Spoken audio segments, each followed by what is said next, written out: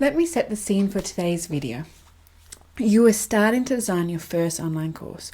You have your fingers to the keyboard, your cursor's flashing, and suddenly you have no words. You know your content inside out. You are the expert. But questions start creeping in, making you second guess yourself. Am I making this too complex? Am I skipping over important things? Will this even make sense to someone who's new to this topic? That moment when you're caught between your expertise and where your learners are starting is where so many course creators start to feel overwhelmed. And I get it because I've been there too. In this video, I'm going to walk you through a simple framework I use with my clients to help them design courses that are not just a content dump, but actually teach the learner what they need to know. Because it's inevitable that when you're an expert, it's easy to forget what it's like when you're a beginner. We skip over steps that is second nature to us. We use insider terms and jargon without even realizing it. And we make assumptions about what the learner already knows. And the learner, they end up confused. They get stuck. And often they think they're the problem. Such as, I thought I was ready to do this course, but I'm just not getting it. But the student isn't the problem. The problem is that we didn't meet them where they are. Let me give you an example. I was working with a client recently, Wanda, who had been working one-on-one with her clients for many years.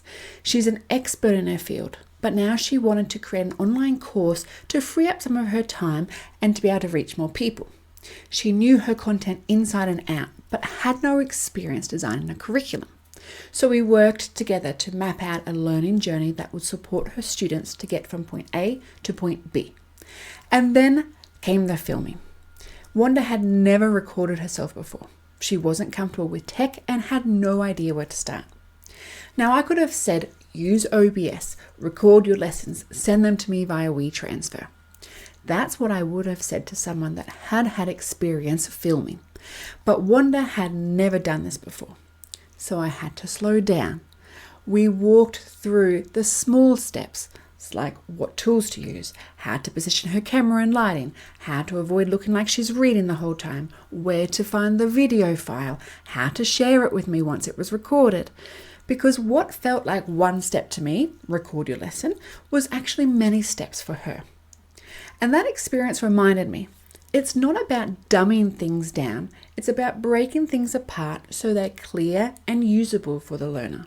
Using this example, let me walk you through the 7-step framework I used with Wanda so that you can use it to design your online course and meet your learners where they are and not where you are as the expert. This way you are supporting your learners without overwhelming them. Step 1. Observe a beginner in action. Before you create content, you need to understand how someone new approaches the topic. With Wanda, I didn't assume she knew how to turn her expertise into a curriculum. I asked her to talk me through what she wanted her learners to achieve and how she thought they'd get there. That conversation showed me exactly where she was confident, where she skipped over things, and where she didn't know what she yet didn't know. So how can you apply this step? Talk to someone who's new to this topic. Ask what they think your topic is about, or how they would approach solving the problem you help with. Just listen. You will learn what needs to be made clearer. Step 2. Identify the invisible steps. Wanda initially thought filming her lesson meant opening her laptop and hitting the record button. But there were a dozen micro steps she hadn't even considered. Choosing a platform, setting up lighting, writing a script, where to click, how to stop the video, where to upload the file, the list goes on and on. To her, record a lesson was a huge unknown. To me, it was just any other day. So how can you apply this step? Take one of your course lessons and write out every tiny action it includes. You might have to actually do the task to remember all the small steps and write the list as you go. Once you have the micro steps, ask yourself, would a beginner understand each one? There are so many things that may feel automatic to you and to me, but are not for someone doing this for the first time. All of these micro steps need to be made visible to the beginner. Step 3. Remove assumptions about tools and terms. I could have told Wanda to record in Loom and share the video link, but she didn't know what Loom was, let alone how to share a video from Loom. All of this was jargon to her. So I explained what each tool did, why I was recommending it, and showed her step by step in a live recorded session how to use Loom. So how can you apply this step? Review your course and ask, am I using any tool names or acronyms or processes that I haven't explained clearly? If you use a tool or concept in your course, don't assume your learner knows it. Introduce it gently and explain why you chose it. Step 4. Layer the course. Don't just content dump. Wanda and I just didn't jump into recording her lessons with everything that she knew. We stepped back. We looked at her learner. We understand, well, how can they build knowledge and understanding? And we did this step by step in a curriculum. We mapped the learning journey in layers. What does a learner need to understand first? What can they try next? What will they be ready to create or implement after that? Each lesson built upon the last. We didn't just organize topics into chunks. We structured learning. For example, in Wanda's case, her learners needed to understand a core concept first. So the first lesson introduced that idea to them. Only after that did we walk them through a simple scenario. And then we gave them a short activity to apply it in their own situation.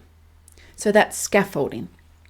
Each lesson prepares the learner for what comes next without overwhelming them all at once. How can you apply this step? Outline your lessons like a staircase. Ask, what do my learners need to grasp here before they can move to the next step? Give learners a clear path. Let each lesson build upon the last and guide them with intention. For example, start with foundational knowledge, like defining terms or principles, before asking them to apply them. Use simple prompts like, now that you've learned the concept, here's how to try it. When you guide your learner in this way, you're not just giving them content, you are helping them to build something, one step at a time. Step 5. Include just-in-time support. Instead of overwhelming Wanda with all the tech tutorials at the start, I gave her support when she actually needed it. For example, we didn't go over how to export video until she had successfully recorded one and was ready to export it. That kept things manageable for her. So how can you apply this step?